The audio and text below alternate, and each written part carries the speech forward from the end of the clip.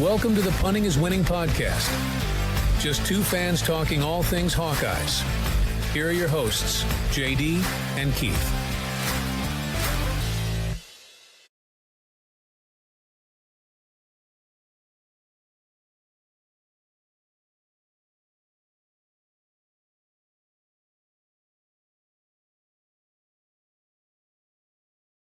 Welcome back, Hawkeye fans, to Punting is Winning, the All Iowa podcast. We are your hosts, JD and Keith. Welcome back to another episode. Got a busy one ahead of us today. Got a little men's basketball, women's basketball, Big Ten tournament action going here. Some softball and some baseball news that's happened this week, or results that have happened over the weekend. And then a new question of the week. But let's take care of some old business. Let's start with last week's question of the week.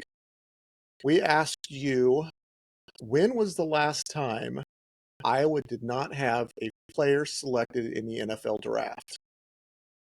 And I don't know that we had anybody actually answer. Dean answered. Okay. He answered 1977, which was the correct answer. And then I think Kelvin, he doesn't look anything up. He just puts a guess out there, and he was close. He said 79. So that wasn't too far off for being just a guess. I know he does guess. He doesn't look it up. That's kind of like I want to do is more of the, hey, what are your thoughts? And let's see how close you are. I like that. But yes, the correct answer is 1977 was the last year that Iowa did not have anybody selected in the NFL draft. I don't know that there's a whole lot of teams that can say that. Yeah, I'm sure Ohio State, Michigan, Notre Dame can say that. Yeah, the blue bloods are obviously going to get something like that, but there's not a lot of the non-blue bloods that can say, hey, it's been 50 years. Yeah. Almost 50 years. You know, when you're a team that basically strives on having 2- and 3-star players and turn them into 4- and 5-star players once they get on campus, you know, coming in with kids that are a little lower on the talent level scale, you know, they might be talented. They might be ultra talented, but somebody sees them as a 3-star when they should really probably be a 4 or 5. And Iowa turns them into a football playing machine, and they get drafted. You know, like teams like Alabama and Michigan and Notre Dame and Ohio State and all them, they just start out with 4- and 5-star players and kids that are college ready. Yeah, it's pretty easy to get kids in the NFL when you're already 3/4 of the way there. Yeah. You've already started out with the name recognition. That makes a big difference. Yeah. You still have to put the effort in, though. Oh, yeah, absolutely. So kudos to Iowa for that, for going almost 50 years now. And I think based on the talent they have on the roster, they'll surpass 50 years. So most likely. It'd be very, very difficult to see Iowa not having somebody drafted over the next couple of years. So good for them. So let's dive right into a little basketball as we wrap up the season, or at least wrap up the regular season on the men's side. A couple of games this week for the Hawkeyes at home against Michigan State and on the road against Nebraska, needing to win at least one of them to get into the tournament. What do you got? Well, okay, so Thursday night they had a home game with Michigan State. Unfortunately, they gave up 61 points in the second half after having a halftime lead above 7. They got beat 91-84. So 0 for 1. You got to get the next one. Well, looking back at that game real quick, the turning point of that game was, in my opinion, was the point where there should have been a technical foul called on Michigan State for taunting. That Holloman was getting in Brock Harding's face and jawing at him, and the ref just let it happen.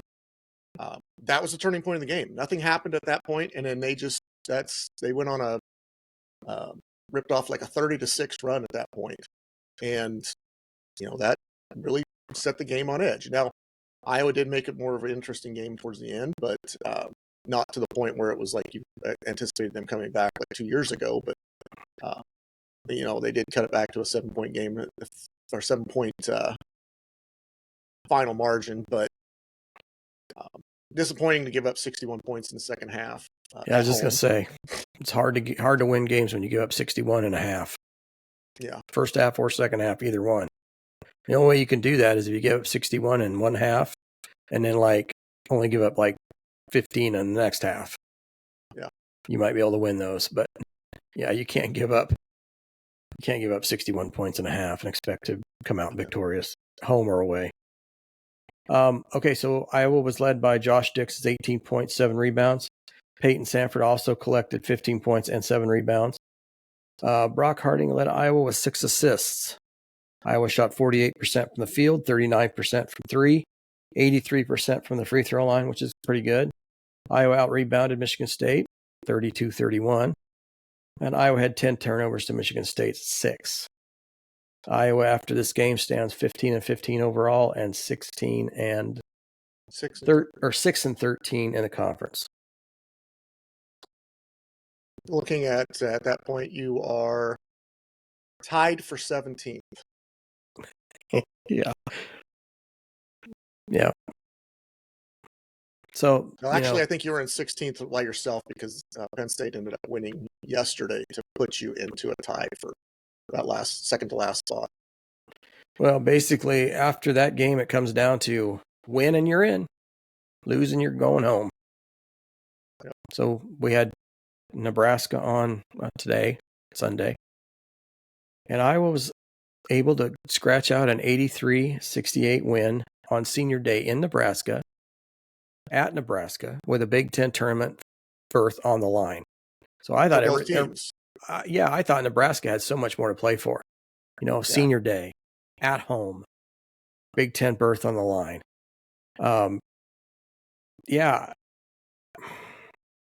Iowa came out and just, early on it might have been more of a Nebraska. I thought Nebraska, when they hit the first 2 3-pointers, I thought it's going to be rough. But then Iowa settled down on defense, and Nebraska kind of started getting a little colder. You knew they weren't going to keep that kind of shooting up all day, but gutty win for Iowa. They worked hard for it. They deserved to be in the Big Ten tournament. Although the road's not going to be easy.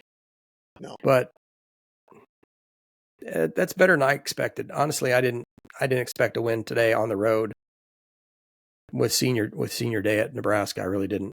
But they surprised me. Now, hopefully they continue to surprise me. But I just have a strange feeling that it's going to be Wednesday and then we're done.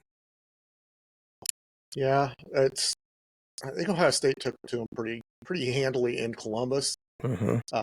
Iowa was never really in that game, I didn't feel. Maybe the first 5 or 7 minutes, but after that it was all Ohio State. However, I think last year Iowa took it to Ohio State in the regular season, and then Ohio State just absolutely pummeled them in the Big Ten tournament in the first round. So, stranger things have happened. But you're also talking about, I think, a different makeup of the team this time around than it was during the regular season, because you won't have the Owen Freeman that you had during that game. And I think that the style of play, not that it really changed, but I think the mannerisms of who's the scorers are. I'm still disappointed in the fact that when Iowa can get up by 10 or 12 points, that we're still taking those early quick shots that are not really good shots. I did notice today that when they got up, we're basically staying 10 and 12 points up, that they did start really running to the last part of the shot clock. They were throwing it around. The last 8 minutes or so. Well, it was at least 6.5. Yeah. They just kind of I don't know, stall ball. I wouldn't call it stall ball, but I would say they certainly weren't looking for a shot early. Yeah, they were limiting possessions, which you have to I don't know why they haven't been doing that all year. Yeah. Yeah. You don't have the horses to run like you normally do. Right. You got to limit possessions instead of, maybe your defense doesn't look near as bad if you're only giving up 68 points as opposed to 88 points, because you're slowing the game down a little bit. Right. But even if you give up 68 points and you only score 65, it's still a loss. Doesn't matter if you got beat 88-65 or 68-65. It's still a loss. Mm-hmm. Yeah, so Iowa was ahead by 5 points at the half. Iowa ended up, they outscored Nebraska by 10 in the second half, so they ended up winning by 15. Iowa was led by Peyton Sanford's 22 points, Price at Sanford, 16 points, and he also gathered 11 rebounds. And Josh Dix provided 4 assists with 15 points. So those are your 3 basic scorers. Iowa shot 49% from the field, 39% from 3, and had a very poor free throw shooting night, 59%. Iowa out-rebounded Nebraska 38-35. That's 3 games in a row that they've out-rebounded their opponent. Both teams took really good care of the ball. Iowa had 4 turnovers, and Nebraska had 5. Iowa's overall record then went to 16-15, and a conference record of 7-13. They claimed the 15th seed in the Big Ten tournament and play Ohio State around 6 p.m. on Wednesday on Peacock. I think the most impressive thing about today's game, outside of just coming away with a win, was the defensive effort they put on Bryce Williams. Yeah. He scored 7 points. Yeah. So Big Ten's leading scorer at that point, at almost 22 points a game, scored 7. Right. Against Iowa. And he came off a 40-point game against Ohio State. So, yeah, give Iowa a little bit of credit there of figuring out a way to identify the scorer finally and not allow somebody else to step into his place. I mean, yeah, Juwan Gary had a monster game for them. 24. But they didn't allow 2 people to do it. Right. You know, typically it's if Iowa gets beat by a team, their star will go off, but then the rest of the team will either have, you know, average and double figures, or you'll have 2 guys that go for 25 and 19. And then the rest of them will be like in the 10 and 9 range. Iowa didn't allow that this time. It was, you know, they let Juwan Gary get his points, but nobody else really did. So, you know, yeah, I was impressed by Iowa today for sure. Yeah. They definitely fought like they wanted it. Well, I have the seeds here, so I want to really quickly run through the 15 seeds that made the tournament, and then we'll talk about the tournament after that. Okay. First, number 1 seed, Michigan State. Number 2 seed, Maryland. Number 3 seed, Michigan. 4 seed, UCLA. 5 seed, Wisconsin.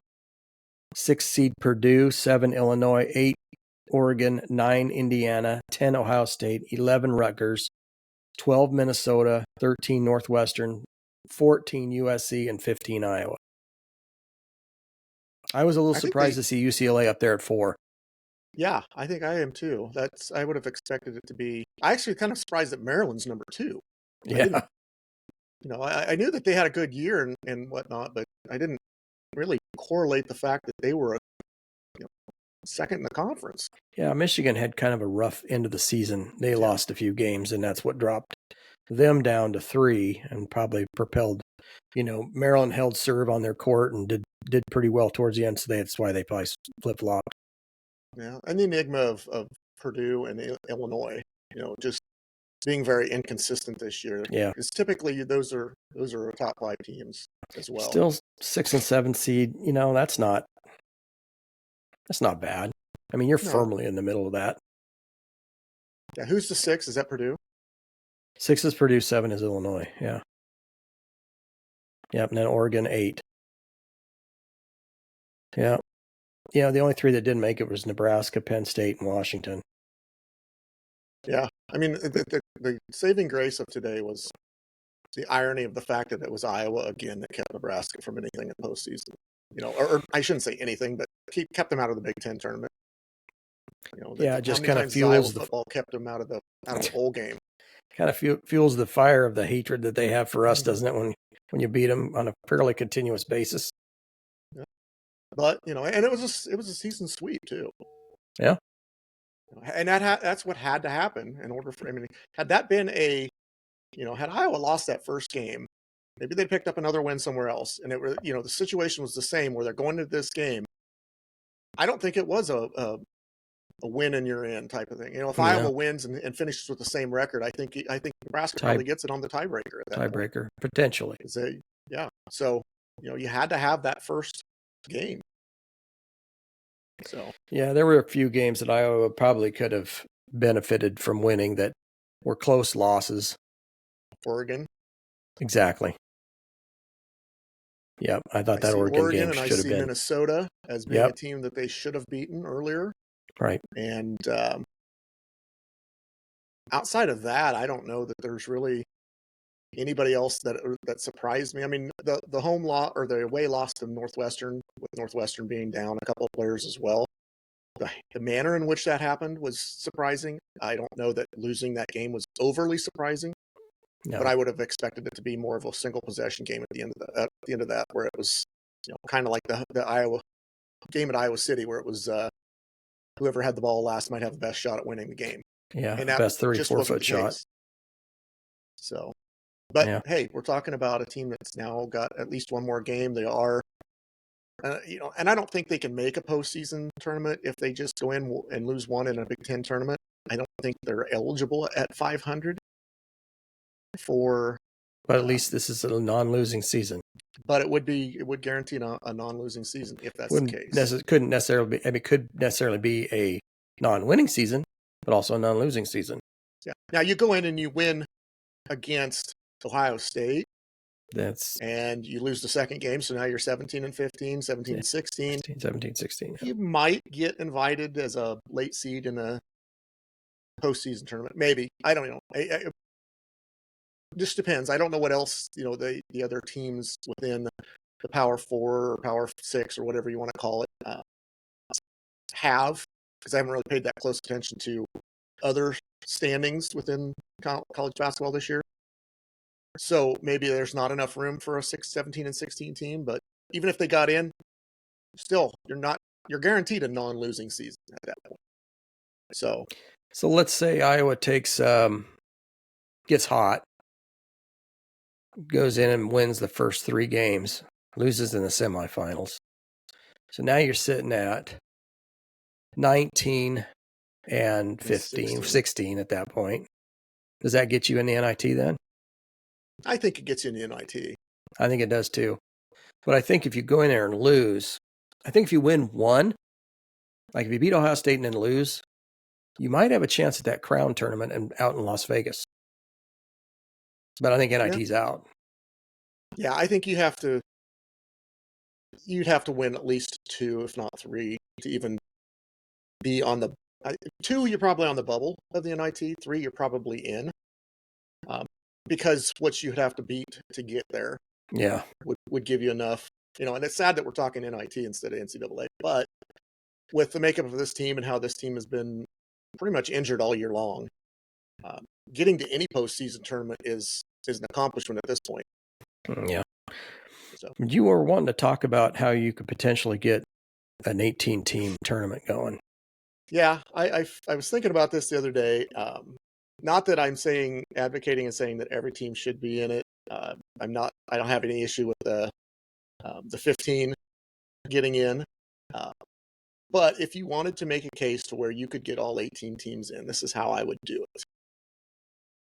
So the teams that finished 17th and 18th in the conference, and the teams that finished 15th and 16th in the conference, 17 and 18 play each other for the 16 seed. 15 and 16 play each other for the 15 seed. That happens on Tuesday. On Wednesday, the reason why I like this format is I get wanting to reward the teams that play well in the regular season, the 1 seeds, the 2, the 3, and the 4 that get the auto first 2 game buys. But if you're a good team like that, you probably don't even need that. Let's prove that you're that good of a team by playing 4 games. But here's how I would do it. You play those first 2 games to determine who your last 2 teams in are, basically. Now you've got a 16 seed bracket, just like any NCAA bracket is. Easy to do the math all the way down to the championship game. Problem is the days that you have to use and number of games that you have to get there. Because the number of games really doesn't change a ton. It's the fact that quote round, or the preliminary round, which we'll call that first play-in games, and then we have the preliminary round, would require 8 games. Yeah. But if you start this on a Tuesday, let them play that play-in game on a Tuesday, then they have to turn around and play again on Wednesday. But now you've got 1 versus the 16 seed, 2 versus the 15, 3, 14, so forth and so on. 1 plays 16, 2 plays 15, 3, 14, 4, 13. That's your second day. Then they get the bye the next day while the rest of the teams, the 8-9, the 7-10, the 6-11, and the 5-12 play. Once those games are done on Thursday, then you have Friday, Saturday, Sunday, you're done. You could have everybody play, and you could just extend it out one extra day to make that play-in game happen. It would just be the 2 games on that one extra day. Yeah. And every team would play. Again, I'm not saying that, oh my gosh, Nebraska and Nebraska, Washington, and Penn State. Oh, you got shut out. Well, yeah, you got shut out because you weren't very good. But, I kind of, and you could probably relate to this as an athlete, former college athlete. You never want your season to end. No. And, ever. I don't care how tough you are or how manly you are. It hurts. Yeah. And giving them the opportunity of, hey, you had a crap season, but we're going to throw you a little bit of a bone and let you, it's not going to be easy, but you're going to get in. You're going to have a chance to get in. Why not? And honestly, doesn't that be more money for the conference? There's more television exposure, more money. It would be. So it's a win-win for both the conference and for the teams themselves. Again, not advocating that has to happen, just saying it would suck. It sucks as an athlete to have your season end, and you never want to do it. And if you can get another game out of the whole situation, you'd love it. And who knows? You see it in those lower level tournaments. Some 9-26 team gets hot, blows through their tournament somehow, gets a lucky break here and there, gets in a tournament. So, happens all the time. I like that. I like that destructive mentality of breaking the norm. But that's how I would go about getting every team in if you wanted to do an 18-team tournament. It's just something I thought about. I hadn't really given it like the full rundown of how it would truly work out, but I just was like, yeah, you can, because if you played that 1-16, you're giving the 16 seed that just played in a little bit of an advantage. Not necessarily an advantage, but you're giving them a little bit of a break, giving them that day off between. No, you had to play your way in. Now you got to play. So then the top seeds, if they win, they still get that extra bye day. It just happens after their first one. Then, as I said before, teams that, you see these teams that have those buys that come in there and you play a team that has already played a game, and how sometimes that is more detrimental to the teams that had the bye because, the other teams had advantage to play on that court. Well, now these guys have had an advantage, but they've had the advantage of doing it against a lower seed, like a really lower seed, that you probably have no business losing to. And you go into that next day, it's like, oh, hey, we've already got a game under our belt here playing in this arena. Those guys have a game under their belt. Now we play the regular tournament out, and let's see what happens. I don't know. I have no problem with that, but I'm going to play devil's advocate for just 1 second. I like the chance of losing 3 teams and not having them go in, just like it is set up now. And the only reason is because it makes the season more important, because you have to win to get in. You cannot just sit back and lose all of your games and still get the last seed of the tournament. Granted, you'd have to play in, like you said, but I just, you have to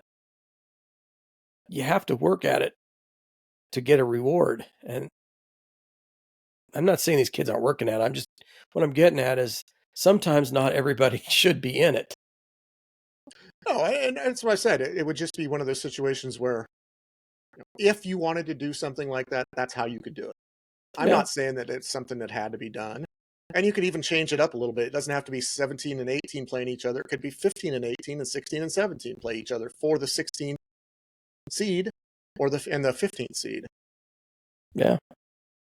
Yeah. I mean, it would work. And I guess if the Big Ten went to something like that, I'd go with it just like that. But I just kind of seem like the end of the season, especially today, when, it's one of those deals where you win and you're in. This is kind of like, this is starting the tournament right now. Yeah. On the last game of the season. I'm just more of an advocate for the more ball I get to watch, the better for me. I think That's there'll kind be of the way I plenty to look at it. watch coming up. Oh yeah, I know. It's just now we have a rooting interest in the Big Ten tournament as opposed to going into the Big Ten tournament going, well, I'm not going to watch because we're not in it. I think it's from a television standpoint, from a rating standpoint, you get more eyes on it because you get more fan bases on it. But I'm looking at it from a business marketing perspective as opposed to well, you didn't play well enough to get in aspect. I'm looking at it as the NCAA looking at this or the Big Ten looking at this as a business and saying, hey, we can profitize off this because we've got 3 more fan bases that are now in it to put eyes on these screens on these games. 3 more fan bases to go to Indianapolis, to buy hotel rooms, to buy tickets to the arena, to buy souvenirs and food. It helps the local economy more. Whatever. But that's not saying that that's the sole reason why you'd have to do it.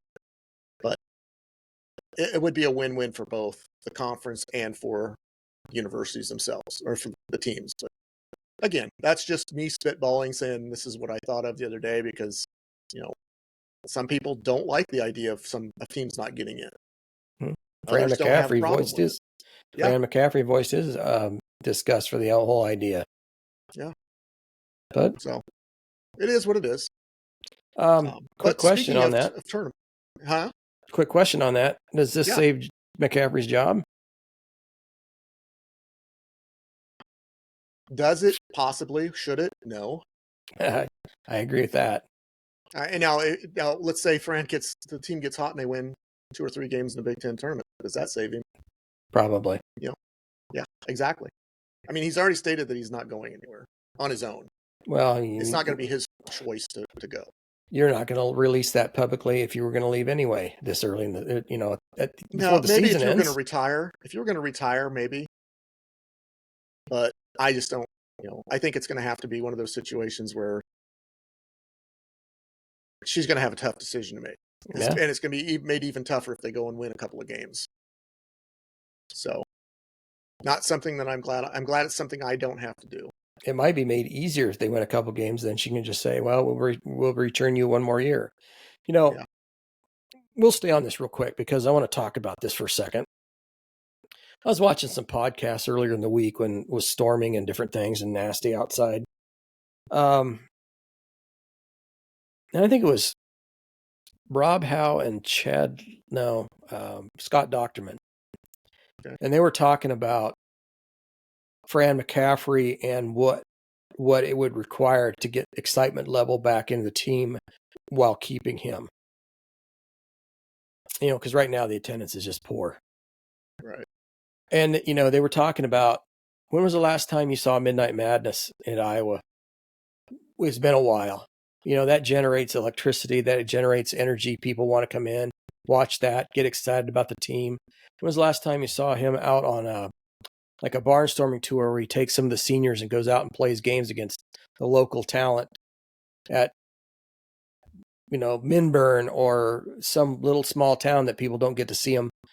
That generates a good thing. I mean, all those guys did is they just talked about all the things that they used to do that used to keep pretty much a high energy level around the program. And that Fran doesn't do that anymore. He doesn't take questions. He doesn't appear in public much. He's basically in it just to coach. And I get that because that's what you're hired for. But this is also a business.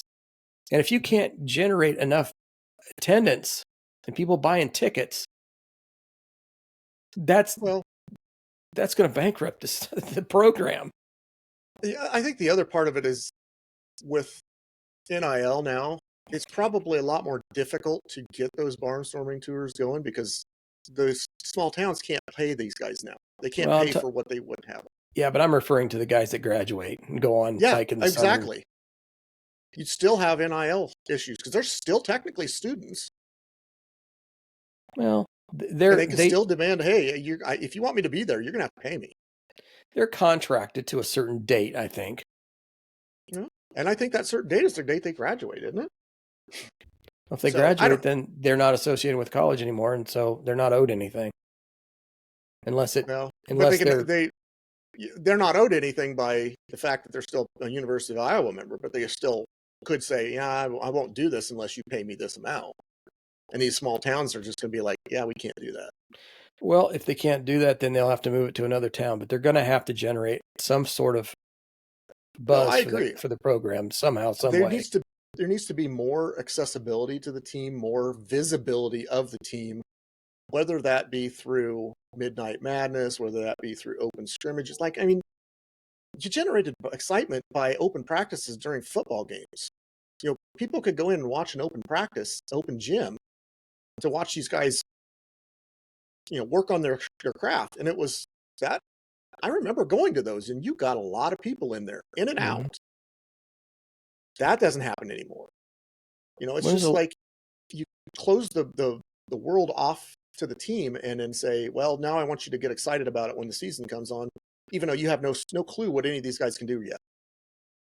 And then you go out in the first few games, it's like, they don't look awe-inspiring against the Sisters of the Poor, so I'm not really that interested because I already know this team's not going to be that good, or I feel they're not going to be that good. And then you've lost interest because they're going to prove you're right. But, you know, I don't know. Some people like the exposure to the team and have that year-round. Like me, I would love to have higher exposure to the football team, to be able to watch them in spring, you know, have an open camera on them on every spring practice just to sate my football appetite. But maybe we should apply for a press pass. Well, and I'm not saying I'm talking like as a general fan, even. You know, I would be geeked up about getting on there in the spring and looking at spring practice pictures, and we don't get those near as much either. If you know, do that for the basketball. Have open practice, you know, action shots, little snippets of video or whatever. You know, even if it's 2 minutes of little one-on-ones or 5-on-5 drills or whatever. Post that out there on your social media to allow people to watch that. That gets people excited because people want to see that. Yeah, but you got to be careful too a little bit with that because you don't want to give the other teams in the conference anything that they can be selective pick up about what on. you post. You know, you don't have to be like, oh, we're running a specific play set here, and they're calling this XYZ, and here you go. This is what it looks like. No, you don't have to do that. Yeah, but you can have, you can edit video well enough that it's never continuous one play. You can have it be like a highlight reel of it. It's like, oh, there's this open practice. Owen Freeman had a massive dunk. Yeah, have that. We have some guys dunking. Or some excellent passes or some long threes or something. 2-3 minutes of that, people are going to get excited. You're not actually showing them any sets that you've run. You're not showing them continuous action of like in a game. But it's exposure and it's footage of the team that people desperately want to see going into the season because you're starved at that point for something. If you're a basketball nut, you're starved in September. You want some information. September and October, you want to know what's going on. See those things. For football, you're the same way. You want to see that spring stuff. You want to see that early fall camp stuff. And it doesn't have to be, we're running play XYZ, so here you go. It can just be highlight stuff. We all love it. I love those mic'd up things that they do for the football players. I absolutely enjoy those. You're not seeing anything that's like, oh my God, you're selling trade secrets, but you're seeing those guys in the human form of, they're having fun. They're human beings. They're just kids. I love that stuff. Yeah. I love getting the pictures. I love seeing all that stuff. That's what gets me excited. And that's all you have to do. Getting back to generating buzz for the team, I think the more buzz that you create, the more chance you're going to have of people open up their wallets to contribute to NIL. And I think right now, I don't know if it's just he's reluctant to do that or doesn't want to do it at all, or he's never been approached with the ideas of let's try to do this, or let's do that. Let's go on iClubs with take a student that's willing to go and volunteers to go with you to a certain iClub event and meets people, shakes hands, signs autographs. Get the kids involved, get the parents involved right after that. I mean, if that's what you got to do to generate some ticket sales, then your kids are going to buy their sodas, their Carver cones, and everything else, and everybody's just going to be a whole lot happier because that's you're talking about generating money for the economy.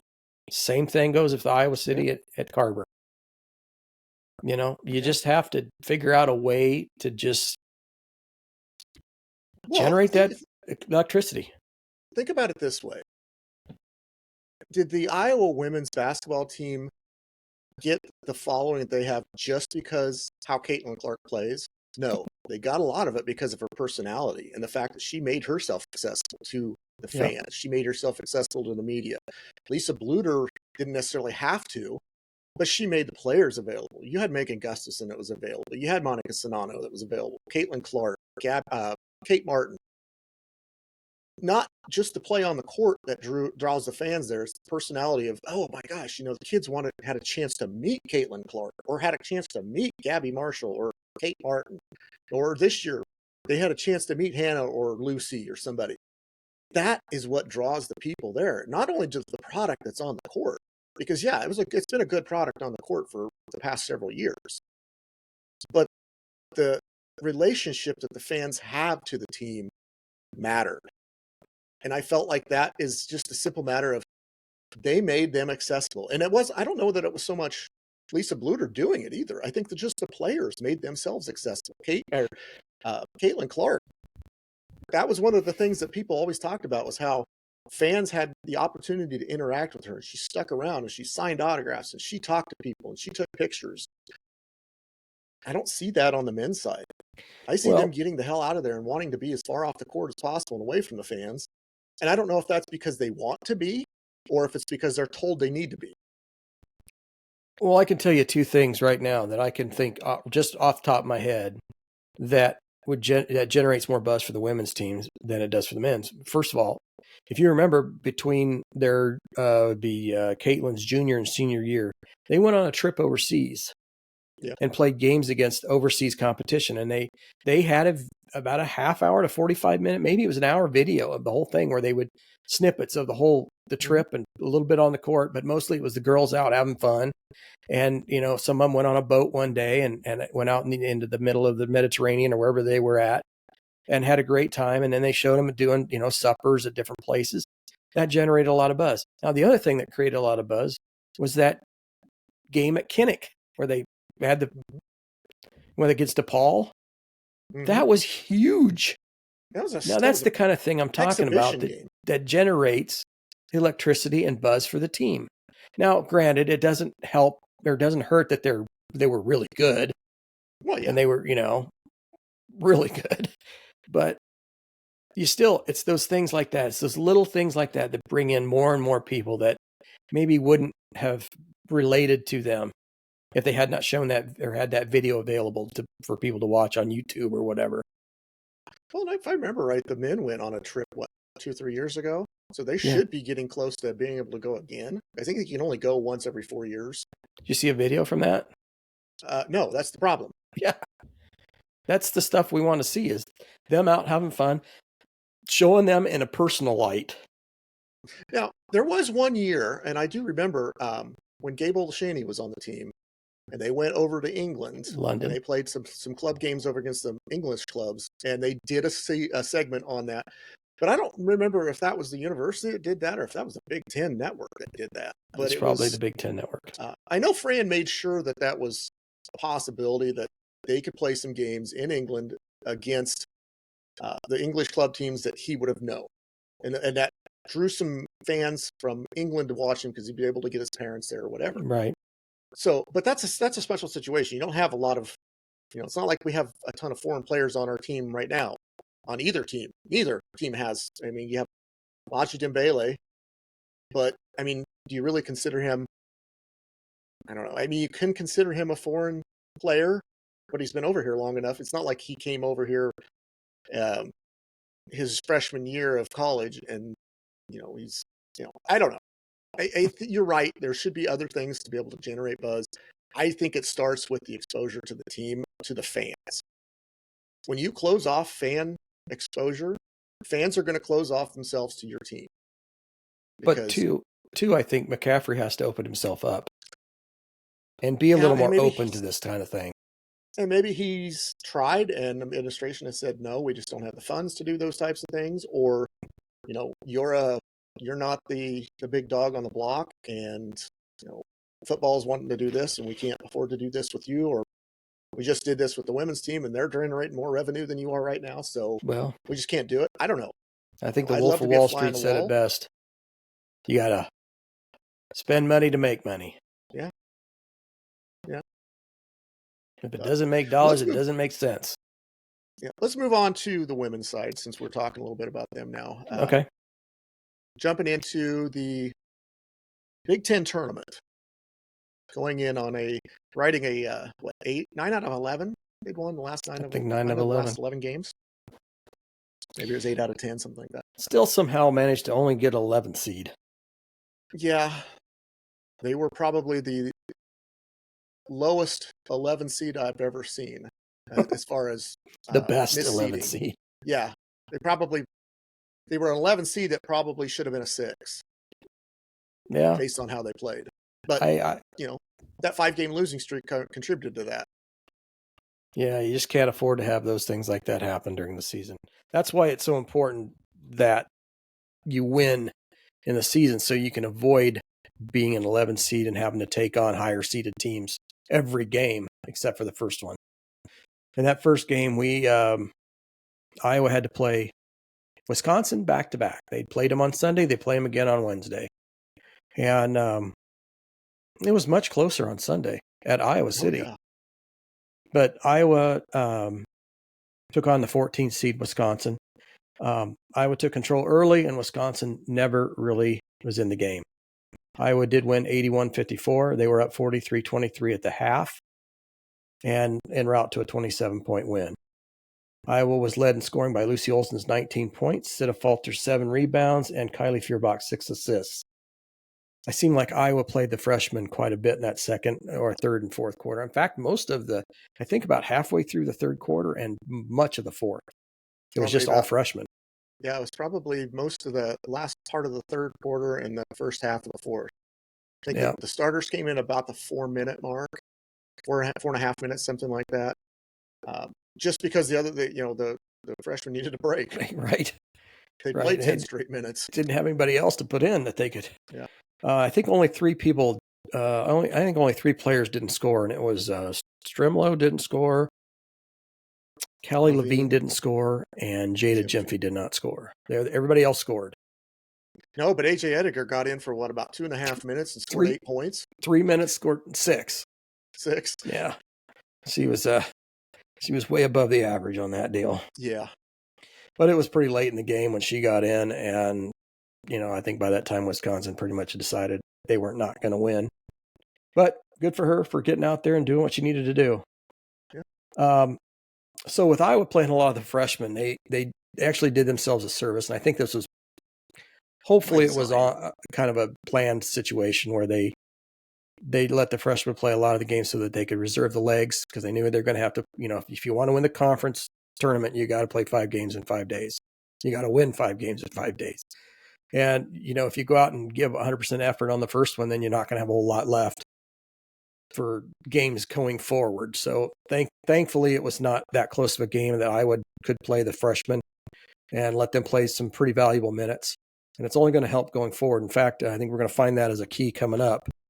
To play off of that, the fact that Iowa shot the ball tremendously in that first game. Right.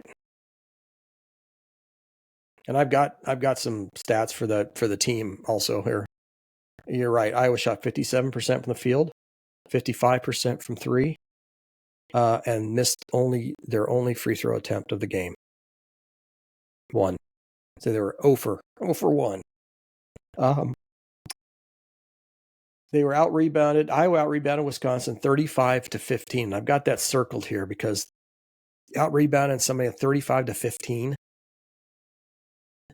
When's the last time you saw somebody get out-rebounded by 20? Yeah. You got out rebounded by more rebounds than you got. Yeah. Yeah, that's an impressive stat, I thought. That was why I circled it, because I thought that was, 35 rebounds to Wisconsin's 15. That's for the game. Right. Iowa did turn the ball over 14 times, though, which didn't help. But it was enough to get an 81 to, what did I say it was? 81 to 60. 54. 81-54 win. You want to talk about that game at all? Or is there really anything to talk about? No, not much to talk about. It was pretty much in hand. It was in hand from the very beginning. Okay, so a win there allows you to continue on, and then you get to tangle with the 6th seed Michigan State Spartans, who you had played earlier in December. It's probably one of the first Big Ten games, if not maybe Iowa's first Big Ten game. Not first, it was at least the first road and game. I believe, and I didn't write it down, but I believe Iowa lost by 2 at Michigan State. 68-66, I believe. Yeah, and had opportunities to potentially win it. This time, though, Iowa got the revenge with a 74-61 win to advance to a third game. Iowa was led by Lucy Olson, 21 points, 9 assists. Hannah Stolke had 10 rebounds, plus the emergence of Ava Hayden. With several clutch baskets late in the game, Ava was 4 for 4 from the field, 3 for 5 from the free throw line. Had a very nice 11.4 rebound contribution to the game. It was very good to see. How many minutes? I don't feel like she played much more. 12? 12 or 14 minutes at the most. I thought I saw 12. Maybe I'm wrong. I've been looking at stats all day on all these games, so it's sometimes they run together.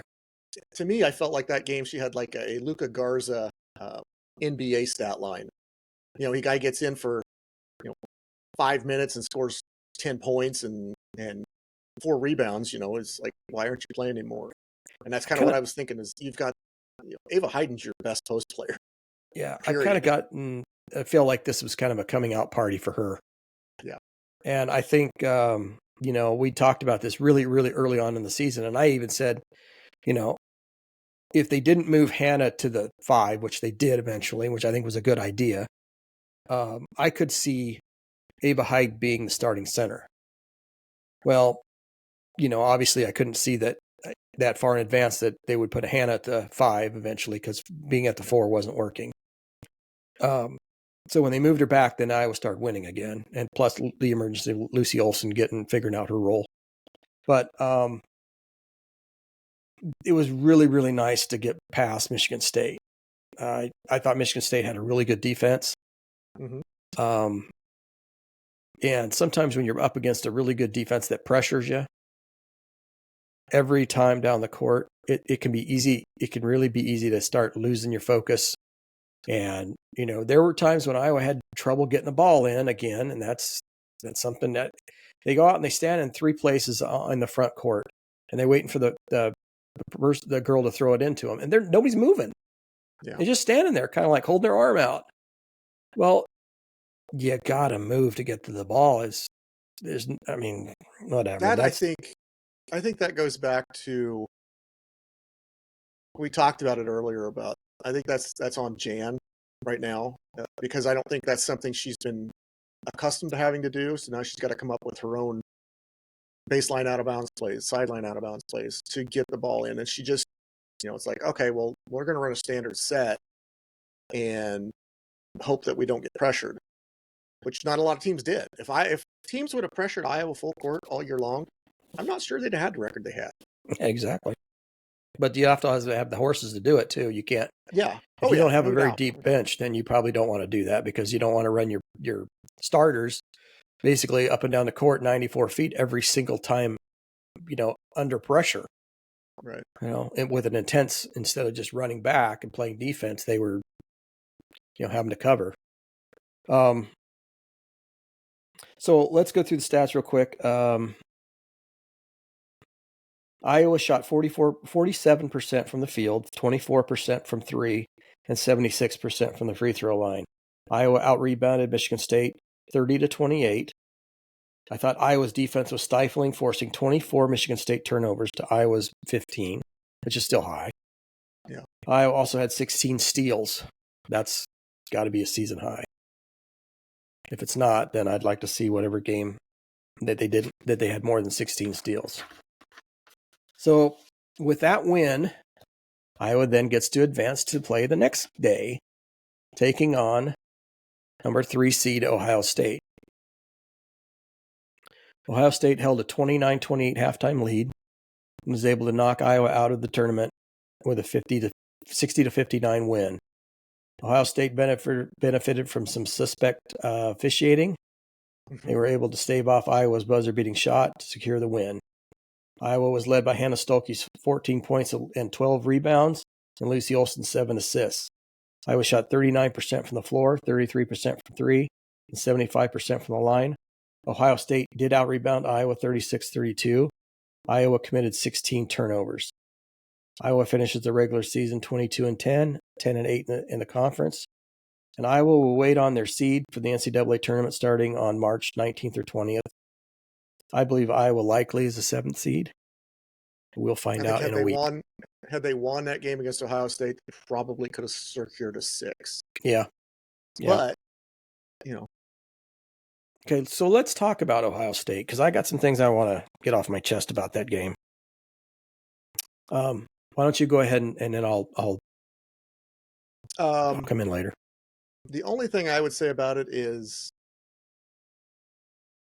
you've got to do better against pressure defense, and you've got to have better officiating from the league.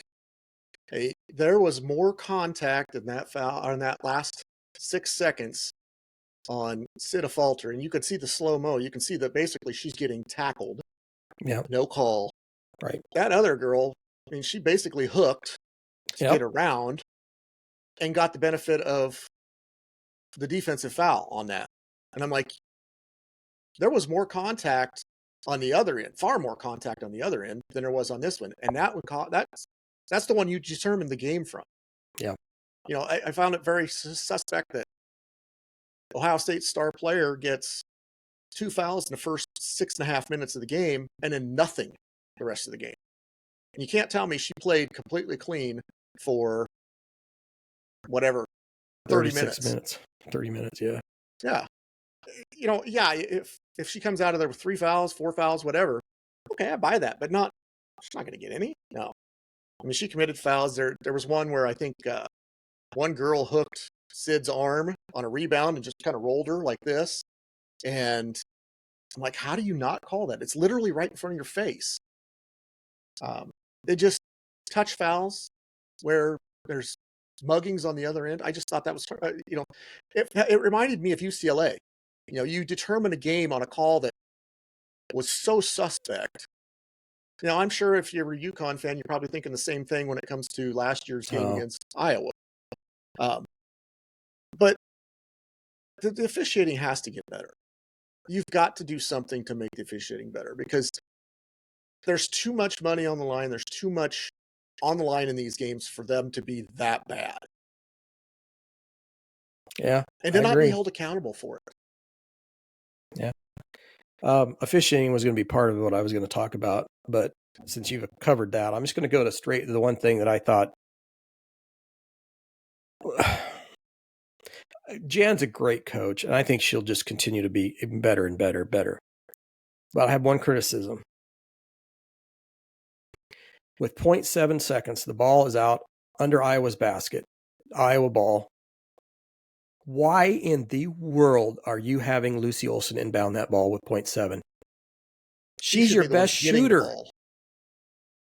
You don't give that ball to Hannah and ever try to make a 12-foot jump shot when she's made one in her entire career. You have to set that up better. That's like the UCLA game, getting the ball in and leaving it up to Addie O'Grady to shoot a three-pointer. Three-pointer. Yeah. You've got to draw it better than that. I thought that was an extremely poor coaching move right there. Your best shooter inbounding the ball with 0.7. Hey, I get it if it's 3 seconds and you inbound and then she comes inbound and you throw it to her and she's got a shot, but 0.7, you were never going to get that shot.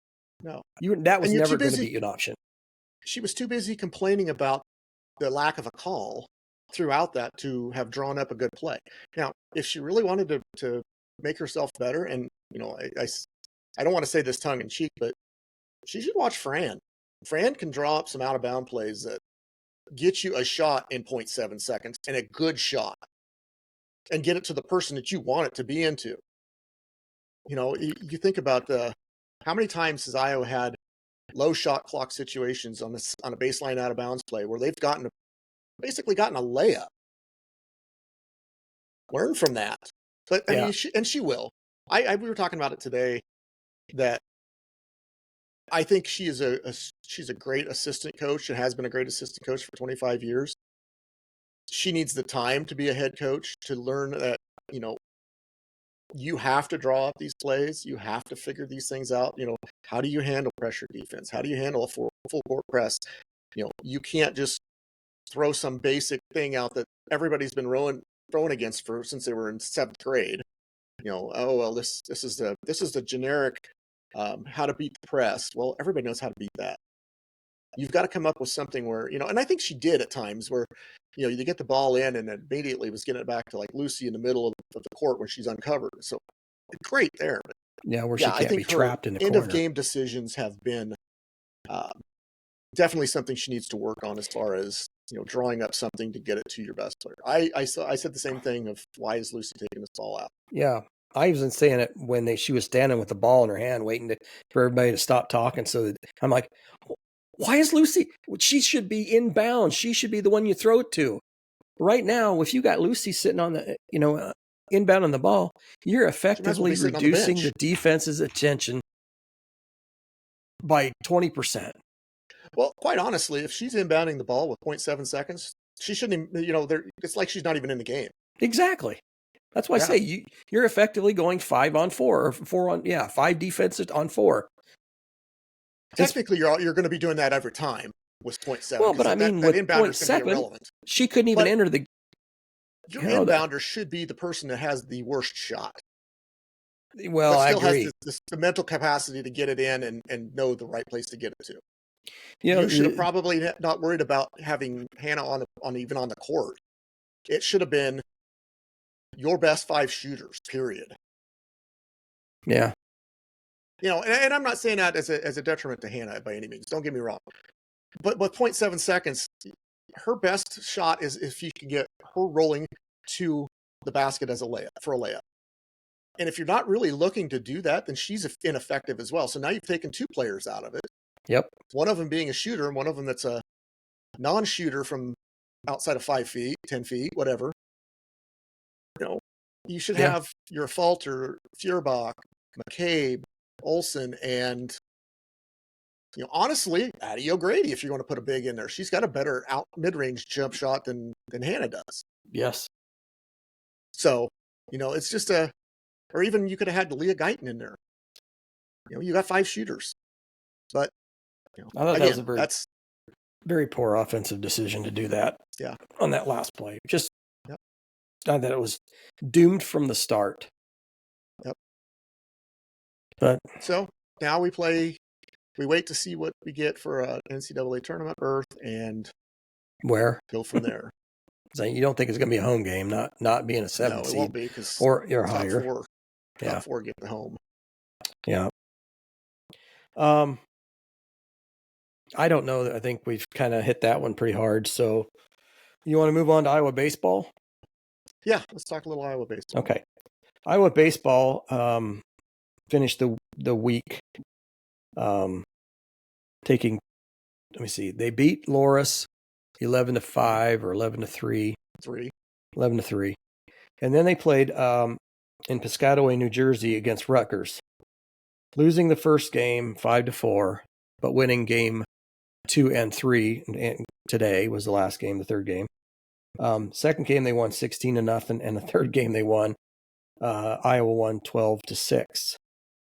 Now this week, with the weather being much better in Iowa than it's been since last October, they're going to play a home game versus Augustana on Tuesday, providing the field's probably going to be okay to play on. It's left 3 or 4 days of dry. And then Michigan State comes to town to Banks Field, take on the Hawks for a 3-game set, Friday, Saturday, Sunday. Now, I know that next Friday is going to be kind of a dicey, rainy kind of a day. No, not terribly cold, just rainy. And that might carry on into some of Saturday. So there could be a potential that there may be only one of those games actually get played, or they may play a doubleheader on Sunday to try to get at least 2 games in. So, you got to take what the Iowa weather will give you. And, it's going to be up and down all year trying to get games in. It always is. But taking 2 out of 3, and they are now 2-1 in the conference. That's it's a good start. Good start. I don't know what Rutgers was supposed to be anywhere near the top of the league this year, but they've had years where they were pretty good. Like 2 years ago, they were pretty good. 3 years ago, I think they were really good. Yeah, I think Rick's got these guys. I think their pitching was fairly good all weekend. Like I say, I don't know how you gauge Rutgers yet at this point. If they're obviously not rated, neither is Iowa, but going out on the road and taking 2 out of 3 from a conference opponent, that's pretty good. You'd rather win 2 out of 3 than lose all 3 or win 1 out of 3. So there's always the alternative. Yep. You want to move over to soccer or softball? Yeah, let's talk a little softball. I didn't see how they did. Okay, Iowa softball this week. They're still down south. They beat Louisiana Lafayette 4-2. Then they had a game against number 21 Alabama that they lost 12-3. Then they came back and played Louisiana Lafayette again, losing 3-0. Then they had the opportunity to avenge the loss to Alabama earlier and lost 5-1 to number 21 Alabama. So their overall record is 14-8. The next, they have a doubleheader with St. Thomas in Iowa City on Wednesday, and that should be a pretty nice day. Then they travel to Bloomington, Indiana for a start of conference. They have 2 games with the Hoosiers. I think it's next Friday and Saturday. Probably. And that'll be the conference opener, so we'll know if Iowa's going to be able to compete in the conference or if they're not. But I think that they've, if I'm not mistaken, did I read that they cured their coaching problem? I don't know. I have not seen. Okay. I think it's interesting, or it's funny in a way that they have beaten a conference opponent but don't have a conference record yet. Yeah, but not too often you can see that. Yeah, it's just the way it works out sometimes. Even though you play a conference opponent, it doesn't work for the standings or the conference. But it is what it is. That's your softball and baseball highlights for the week. Maybe when that's the main focus of our podcast going forward in the summertime, or at least in the spring after basketball's over, we'll be more into the who pitched and how many strikeouts and that kind of thing. We'll get all that stuff going. But right now, with it being so early in the season, like I say, Iowa's only played 14 games, and the softball team has played 22. Of course, their games don't last very long. Yeah. But those it teams for end up playing usually 50 games in a year. Yeah. That's all I have for this. We do have a question of the week. If you want us to talk about something else? No, let's get wrapped up and go with the question of the week. Okay, question of the week this week. We thought we'd have some fun with you guys. Instead of it being really a question of the week, it's more of a question for you to give us the answer. Which is normally is, but here's the question. Tell us about a movie that you've seen recently that was really good. Or tell us which movie you've watched that you thought was really good. It's more of a statement, expecting an answer back, I guess. So this would be one you guys should have fun with if you've watched a movie recently, whether it be on Netflix, whether you went to the theater and saw it, or even if it was one from way back when, and you don't think that people have really had a good chance to watch anything like that, or maybe we need to watch it a second time because we've forgotten about it. Hey, it all qualifies. If you want to say, I think John Wayne's The Quiet Man, you need to watch that. And if people say, oh, I don't think I've ever seen that. I have. But I live in I Madison don't think County. I I think have. you have to watch a John Wayne movie at least once a month to even stay in the county, or they'll County. throw you out. Could be that and bring up Bob Feller. Well, I'm close to Bob Feller too. He's actually grew up in Dallas County, and John Wayne was Well, in Madison County. I was thinking more along the lines of where you're at. Oh Between yeah, the two. I'm 8 miles from Winterset, 10 miles from Winterset, and 6 miles to Van Meter. Yeah. So I figure, where you're at, you have to, and Niall Kinnick too. I mean, because you're not that far from Adele. No, 11 miles. So yeah, you're in the mecca of and if you really wanted to throw something in there, you're not that far from Norwalk. Right. So 17. you've got Jason Momoa, and you've got what is the kid that played Superman? Oh, Brandon Ralph. Yes. So Yeah. And of course, Norwalk also is the home of my favorite movie star, Jordan Hall. Not sure if I remember that one. A lot of people know Jordan, but Jordan was in a movie with Adam Sandler called The Hustle, where he was the NBA pro scout. He was her daughter. Okay. Yeah, Just, that's right. Throwing that out there because she's a daughter of a family friend, so she's had a pretty good little stint out in Hollywood. So now she's living in New York. I think she'll end up back in Hollywood before long. Well, I thought this would be fun for people to chime in and tell me about the movie they like and the movie we should watch. Or I don't know that I've seen a movie recently, so yesterday was movie day for us. We talked about watching a movie on Friday, but we just didn't get around to it because of the girls' game and whatnot. So we'll just hold off until basketball season's over. We watched 3: Sicario, How to Catch a Killer, and then Sicario 2.